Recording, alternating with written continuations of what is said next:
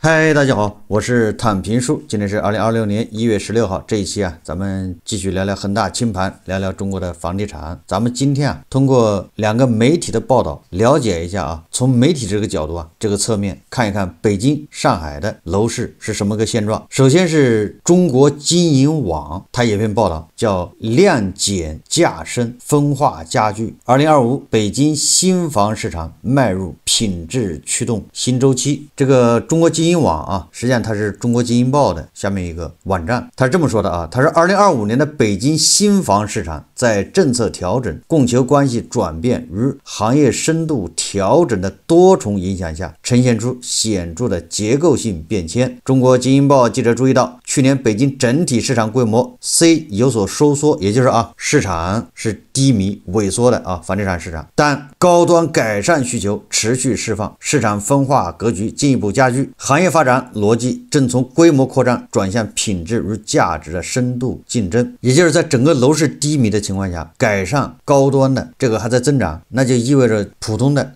低端的那還在加大萎縮，那就是市場分化進一步加劇。根據中指研究院數據他說2025年北京新建商品住宅成交面積502萬平方米，同比下降15%。这個不是誰在唱空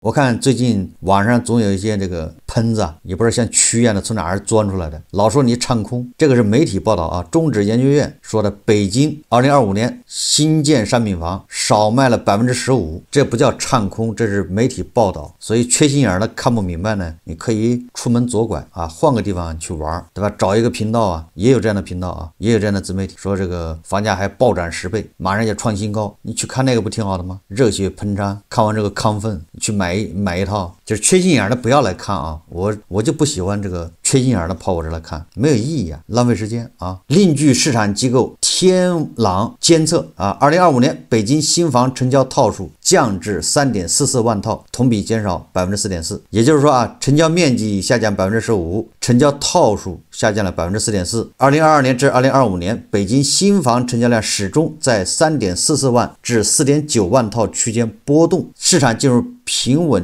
調整階段。 3.44 萬和 4.9 萬套這個差距還是挺大的，這麼大一個區間裡面波動，你好比說是胡適胡適在900點到5000點之間平穩調整，這個只能說漢字中文博大精深吶。我們胡適30年來就在900點和6000點之間平穩調整。你這麼說好像也對與總量收縮形成鮮明的對比是，市場內部結構分化顯著，改善型產品，特別是總價1000萬到2000萬元的高端改善房源成為市場的重要支撐。中指研究院數據顯示，2025年1000萬到2000萬元價位新房成交保持較快增長，佔比升至 16%， 而500萬元以下剛需產品成交規模同比下降 15%， 佔比降至 39.9%。 天狼房網數據進一步印證這一趨勢，2025年改善型需求佔比 53.3%， 穩居市場絕對主力，高端需求佔比 9.2%， 較2024年提升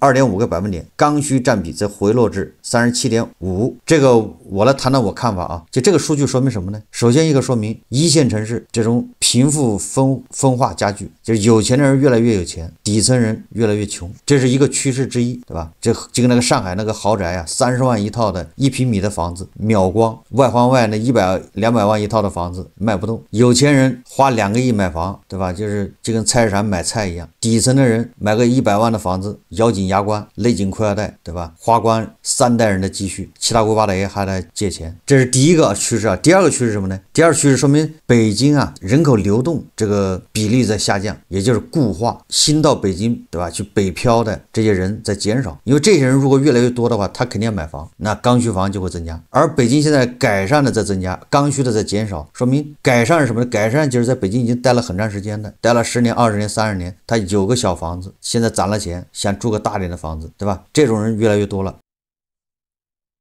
但是新加入北京的這人在減少，因為這些人是刚需房的主力老的北京人就是年輕人，他父輩在北京的，他們都有房子，所以他們買不買房並不着急啊，所以說都是北漂到北京的这些年輕人，他們才叫剛需，他們買房子就買那種低總價的300萬的或者400萬以下的啊，所以說這個人群肯定在減少，所以你看看北京的啊，這個新房成交裡面就是改善型的比例在增加，對吧？剛需型的在下降，不是說這個北漂啊到了北京之後咣當就去買1000萬一套的房子。從價格上看，市場呈現出穩中有升、分化明顯的特徵，核心地段、優質資源的高品質項目價格堅挺甚至上行，而部分偏遠或同質化嚴重的區域則面臨價格壓力。這種分化直接反映了購房者決策邏輯的轉變，從有房住轉向住好房，對產品、地段、品質、品牌及綜合價值提出了更高要求。關於新房價格，這個也是有幾個原因，一個原因就是现在的房子號稱是第4代住宅，得房率高，对吧？你以前買房子100平，實用面積只有75平或者80平，你現在買房子是100平，到手是110平，那你現在這個價格稍微貴一點，對吧？你相比較過去的房子比，你還是便宜啊。表面上看這個價格貴了，對不對？但你得到房子多了，面積大了，所以说你要按面積、實用面積去算的話，那你這房價其實沒漲，新房啊，甚至還跌了。北京和上海是一樣的啊，我看有很多人對北京和上海有誤解。北京和上海這一線城市是一樣的，既有上億元一套的房子，也有100多萬一套的房子，對吧？你目標鎖定在那個上億元一套的房子，那你當然買不起，你很累。但如果你要鎖定在100多萬一套的、200萬一套的，那其實北京很多啊，五環外有的位置稍微偏一點的，也就200萬一套，買個70、80平的。上海也差不多吧。那这是对北京樓市的一個報道啊，特點就是新房成交量和成交的套數、成交面積都是有比較大的幅度下降，2025年，但是改善型佔比還增加了，那剛需減小的比較快。第二個關於上海的啊這個報道，一個叫樂財聚一個自媒體他說啊，叫上海國企開始自救，他這個國企指的是國企開發商啊，他這文章這麼說的，他說在如今銷售壓力巨大的背景下，上海國有房企已經開始採取各種方式自救。那在我們的印象中，那上海的樓市這不新房不是一直蒸蒸日上嗎？上海的這個新房價格從2022年開始就一路在漲，就沒跌過。新房價格啊，那怎麼上海的國有房企還什麼自救幹什麼？怎麼談得上自救了呢？上海樓市不是很火嗎？近期上海奉賢區國有企業奉發集團宣布一項重要舉措，簡稱為以舊換新，核心做法是收購購房者手中的二手房，使其購買奉發集团旗下新房项目。這個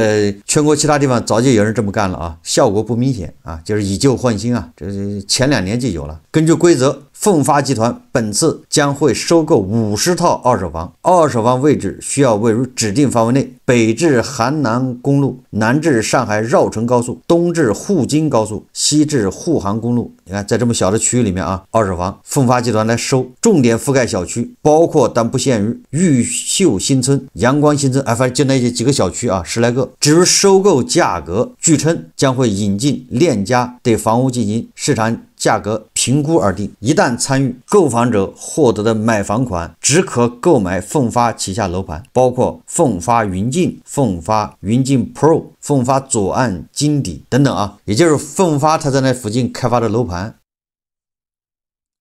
為什麼這麼繞呢？你賣房子不就完了嗎？要搞什麼以舊換新？哎，他指定了啊，那10幾個小區二手房，奉發集團去收，把你買下，但是這個價格是參考鏈家到是市場定價，買完之後這個錢不是給你啊，直接用來你去買奉發開發的那個新房子，那你肯定還得往裡補貼錢呢。你的舊房子能值多少錢呢？你為什麼這麼幹呢？網上房地產數據顯示啊，奉發上述樓盤仍然有不少房源處於可售狀態。奉發雲境位於南橋新城板塊，2023年5月至今共推出522套住宅，目前尚有23套可售，也就是賣了2年多3年還沒賣完。奉發雲境 Pro 是奉發雲境的2期，2023年10月推出672套住宅，目前尚有448套可售。你看看這個賣了2年多，就賣了100多套啊，1/3都沒賣掉，還剩2/3。奉發左岸同樣位於南橋新城板塊，2023年7月推出304套住宅，目前尚有131套可售。奉發右岸2023年12月至今共推出353套住宅，目前尚有206套可售。奉發賢惠瑞邸位於奉奉賢莊板塊，2023年6月至今共推出496套住房，目前尚有378套。也就是这奉发在開發的這些樓盤大量的還沒賣掉，賣了2年多，一大半都沒賣掉。去化就這麼難，這是上海而且上海國企開發的，你不用擔心爛尾都是現房，為什麼賣不掉呢？所以沒辦法出此下策，開始搞以舊換新。文章說可以看出本次參與以舊換新的奉發樓盤大多處於滯銷狀態，這也是奉發去庫存的重要舉措，也是房企自救的一次嘗試。目前還不知道效果如何。這就是上海樓市的另一面。我們經常介紹上海那個高大上的豪宅，30萬一平的，2個億一套的日光，上海國企奉發開發的這房子一大半的賣不掉，也就是一邊是海水，一邊是火焰。同樣是一線城市上海，為什麼會有這麼大的差別？跟北京一樣北京那個什麼五環外房子也很難賣，賣不動，但是什麼海淀西城的那房子還是很貴。昨天央行調整了這個什麼再貸款的利率結構性貸款降息，這個對樓市有多大影響呢？我看了一下對住宅樓好像影響不大。它這個什麼住房再貸款呢，是央行給這個全國性的金融機構創設的這麼一個工具，給它的利息要低一點，這是政策性的這我在想它這個惠及的是誰呢？惠及的是地方國企收購这个住宅用房，然後做保障房，它主要是在這一塊做這個貼息，就是降息它這叫結構性貨幣政策，它不是說給咱們廣大的牛馬韭菜買房按揭貸款便宜一點，不是直接這麼幹。所以我想來想去對我們韭菜牛馬買房，它有效果也頂多是間接性的，不是直接惠及牛馬。所以說對商品房這個恐怕影響不會太大，沒什麼影響。我們再看看原東北證券首席經濟學家付鵬，他說年輕人不回鄉，3、4線城市房子該如何處理？現在很多年輕人對吧，小鎮做題家，或者小城市的5線、4線城市的3線的，去了1線城市，或者去了杭州、成都大城市，那這些年輕人在老家的房子怎麼辦？該如何處理？我們看看這個付鵬是怎麼說的，大家看視頻中國呢，以後的這個房地產，無論從開發、銷售、購買、投資，它其實最後就那麼幾個地方，就是長三角、珠三角、川渝地區，這是人口集中的重鎮。實際上，第一環你肯定看人口，對吧？那很多4、5線城市，用我的話說呢，你都不用太管價格，對吧？如果說從家庭的角度來講呢，尤其是家裡的孩子、年輕人，如果將來不回去的話，那基本上就應該考慮迅速的遷移走。其實東三省不都是這種情況嘛，對吧？一樣的，孩子不回去，那大家就很快的就會這個遷走。所以實際上像這種3、4線城市裡邊，如果你真的不願意走或者走不了的，因為很多人呢，他出生在這兒，長大在這兒，這個各種關係在這兒，資源在這兒，他不是說想走就能走的。比如你看，之前我就說過，我去這個洛陽，對吧？人家就說得很清楚，你舉例子，我是在洛陽買個1萬多的，我還是跑鄭州買個1萬多的，這種選擇，你可能很多網友拍腦袋就是，那肯定跑鄭州買1萬多的。實際上不是，就是如果你的生活、你的資源、你的這個社交、你的人生都在那兒，就算是鄭州，比如說同樣品質的房子也1萬多，你都不會去，因為你的社交生活完全跟這個沒有關係。所以它不是說簡單的說1萬多我就遷走了。那結果發現呢，那我比如說我出生在洛陽，我可能出生在什麼地方，我在這兒活了一輩子了，對吧？這房子也逐漸老了，那我也有好房子的需求啊。你比如說，你假設大的開發商跑我這兒開發了一個小區，我發現我的這些親戚朋友都搬進去了，確實挺好呀。你看人車分流啊，對吧？地庫這個停車位啊都很好，對吧？小區物業管理也都不錯，那就算貴一點，在當地我可能也會選擇。它實際上就是再人少，我還是有當地的這個婆羅門的，對吧？所以說呢，再人少，我可能也有1、2個小區是大家都願意追求美好生活，都願意去住好房子的地方。所以這種差異性需求其實會非常明顯的出來。其實鶴崗很多人其實沒去過，鶴崗有沒有好房子？有，對吧？也有可以賣到這個5000以上，甚至這個6000、7000、8000的也有。但是呢，它有很便宜的。所以你看那個短視頻裡說這個鶴崗的房子，其實那都是指的一些當地人可能都過剩，甚至當地人都不願意住的房子，作為一個代表而已。但不代表就是說整個城市可能都那樣。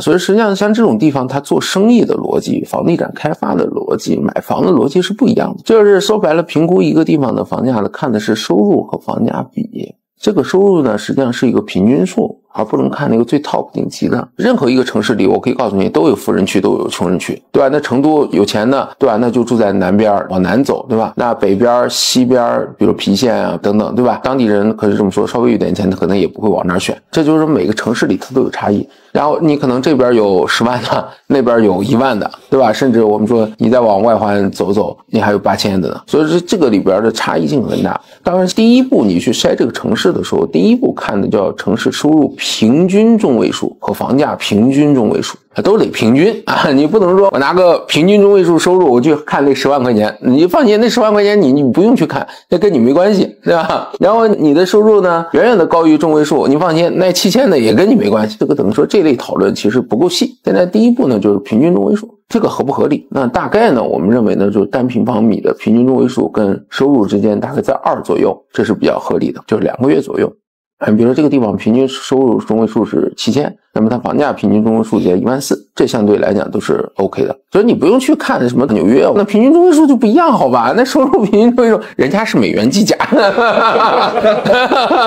對吧？它不一樣，那個沒太大的意義，對吧？你像倫敦大概30-40萬英鎊左右，好的也有，低的也好，你平均下来，比如說這個20多萬、30多萬都有，对吧？那你大概30多萬，你工資大概在2萬，一年2萬多，就是一個平均數，那你差不多下來就是10倍左右啊，這都是 OK 的。如果按照月工資和单平方米算，大概是按照1比2；如果是按照年收入和总房價去算，大概1比10。這就是我認為就是這個城市來講一個比較合理的這個價格。我覺得這個富鵬說的是個人建議嘛，這個我對富鵬的這個建議啊，還是部分認可吧，部分並不認可。為什麼這麼說啊？也就是說啊，我們年輕人呢，你選擇在什麼地方住，實際上就是應該考慮什麼呢？年輕人，對吧？你要考慮的是什麼地方適合自己發展。我說的再通俗一點，你就在哪兒能找一份好的工作啊？如果你這工作幹2-3年被裁了，你馬上又能再找一個工作，這種地方，這種城市在哪兒，你就去哪兒。不能教條的抱着這個什麼，哎，我的關係網在哪兒，我是哪兒出生的，對吧？我是洛陽生的，我的七大姑八大姨，我同學，我什麼啊，都在洛陽，所以我就應該在洛陽，這是不對的啊，对吧？你還得根據結合自身狀況，說不定你適合在紐約生活，那你就去紐約啊，你為什麼非要待在這個地方呢？故土難離。但是啊，又有一句話啊，叫心安處即故鄉。所以我們第一個指標啊，我覺得是什麼地方適合你發展，你就去什麼地方。那如果對絕大部分年輕人來說，那肯定是大城市，对吧？一線城市或者更高級的城市，越高等的城市越適合你發展，对吧？你去找適合你发展的城市。如果你在河南，对吧？你不想離開河南，那你就最好去鄭州。如果你行，河南我也能離開，那你就去，對吧？一線城市能量更大，你可以去什麼美西方，对吧？那些把人當人看的地方。如果年輕人啊，你還想要後代，那你就更得去這些地方，因為你要為下一代負責啊，對吧？如果你不願意，你縮在那個小縣城裡面，完了再過10年20年，你還得讓你下一代玩命的得跳出那個圈子，要去一線城市，对吧？那為什麼你自己不努力呢？對吧？你的下一代在縣城裡面上學，你天天教育他好好學習啊，以後要考到清華北大，你當初自己不努力，你選擇安逸，選擇七大姑八大姨都在縣城，我就在縣城待着，那你的孩子他也會在縣城待着。但事實上，对吧？沒有一個家長啊，縣城的家長會教育自己的孩子說你以後就在縣城待着就完了。都希望他遠走高飛，對吧？所以我覺得啊，首先要選適合你發展的地方。如果你要孩子的話，那更得去大城市。第二個，如果你說這幾個城市啊，對我來說都一樣，都適合我發展，那你就選擇那個讓你舒服的地方，對吧？你待在那兒滋潤，你待在那兒就舒服安逸，那你就選那個城市，因為它發展對你來說都一樣嘛，都差不多。一個年輕人啊，如果你在鶴崗，我是建議，對吧？越早離開越好，尤其是那種需要上班、需要打工賺錢的。如果你是個自由職業者無所謂啊，你隨便往哪兒飄。你如果住在鶴崗，你就住在鶴崗的豪宅裡，也就那樣，你沒有前途啊，对吧？如果你還要下一代的話，那下一代，那你肯定得勸他離開鶴崗。如果你在河北農村，你一個年輕人，你不出去，你就不要抱怨說啊，北京的氣價便宜，只有2.6塊，河北的才還3.1塊，你抱怨改變不了現狀，對吧？那北京他又沒人不讓你去，那你就去北京啊，享受那2.6塊的氣價，對吧？這我說的年輕人啊，你這老年人沒辦法了。你在趕感嘆羨慕北京的醫療條件的時候，你為什麼不去呢？說到這個河北的農村的天然氣價格，我今天看到一條新聞呢，說河北多個地方的農民陸續收到了採暖補貼，標準是每戶200元，這個有總比沒有好，好歹給200。當然了，他這200不是每戶的200啊，他根據你的用氣量補貼。有的人說這是第一期省補，後面還有市補，還有縣補，這個如果加到一起恐怕有幾百塊，具體什麼情況不知道啊。反正這個河北部分地区啊，有網友貼出來，他們收到了這個燃气補貼。但如果你一個採暖季啊，如果按5000算的話，你才補貼個1000塊，只能是聊勝于無啊。我們再看看啊，根據這個央行提供的數字啊，我們知道央行它提供的這個貸款數據裡面叫居民部門中長期貸款，這個數字啊，一般的反映的就是按揭貸款，或者你就把它看成是買房子這個按揭貸款。那根据這個數字的變化，也就知道咱們樓市對吧，到底旺盛不旺盛，韭菜買房踴躍不踴躍。根據央行公布的數字啊，居民部門中長期貸款2025年是1.28萬億，同比下降43%，也就是比2024年下降了43%。這個數字就說明2025年咱們整個樓市什麼情況？貸款買房的人少了。本來像這種中長期貸款居民部门呢，它是每年增加才對，因为每年都有刚需房要買房、結婚呢、生孩子，那買房叫貸款了，所以這個餘額一般都在增加。但是2025年比2024年下降了43%，差不多腰斬，比2021年下降了79%。所以說這個央行公布的數字，這不是誰在唱空啊，不是唱空唱多的問題，這個數字明確無誤的告訴大家，買房子的人越來越少。同時